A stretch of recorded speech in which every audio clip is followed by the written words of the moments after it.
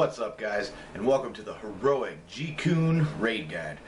This guide is going to be covering just the differences between the normal mode and the heroic mode encounter. If you want to see the heroic mode or the normal mode encounter, go ahead and click through my guides. I have them all in a playlist called Throne of Thunder. You can go check all the normal mode guides out there if you have any questions about any of the normal mode abilities. However, in this video, again, we're just going to be covering the heroic, so let's get right into it. The biggest thing that we need to understand about this fight on heroic is it's the same fight. Literally the only difference, guys, is if you did it in normal, there's a couple different ways you could do it in normal when it came to the nests. Okay, in heroic mode, it's a lot easier if you split up your groups. You'll see the colored markers around the room. You split up your groups accordingly. And then as you realize which ones spawn when, then you just send that group down. So for me, I was on the green triangle group, so all I had to do was when the raid leader said, okay, green triangle's down, or when that big red beam came out behind triangle, I knew that was me. You will have to go up to a nest at a later date, but pretty much how it works is you go down to a nest, you come back up, you DPS, and then you go up to your nest, you come back down, you DPS. That way you don't have to move all around the room. That way if green needs to go down again, depending on how high your DPS is, if green needs to go down again, you're right there. All you have to do is jump right down and you're right there. That way it eliminates the group moving around the entire place and flying to every platform.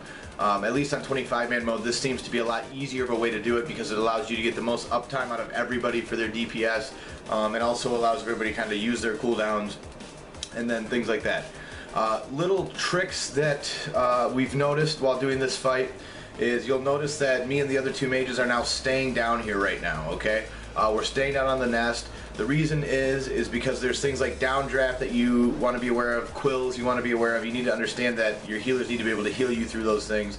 And then there's also the feed young buff, which is why we all flew up when we did, is so that we could get that damage increase buff. We all flew up when feed young was coming, came back, got to our spots, then started DPSing the boss as our cooldowns were now coming back up, so that we could get optimal damage on the boss and an optimal combustion for those adds if you're a mage. But mainly we came back up during the feed young, so that way we weren't wasting another feather that we need to go up later. We weren't wasting it. Okay, that's the biggest thing, is we wanted to use it there. Now you do have an extra feather that you can use for the feed young. However, some people would choose to save their extra feather just in case someone goes down, just in case for some odd reason there are juveniles that make it up and that are flying around, then you need to go up there and just DPS them down real quick.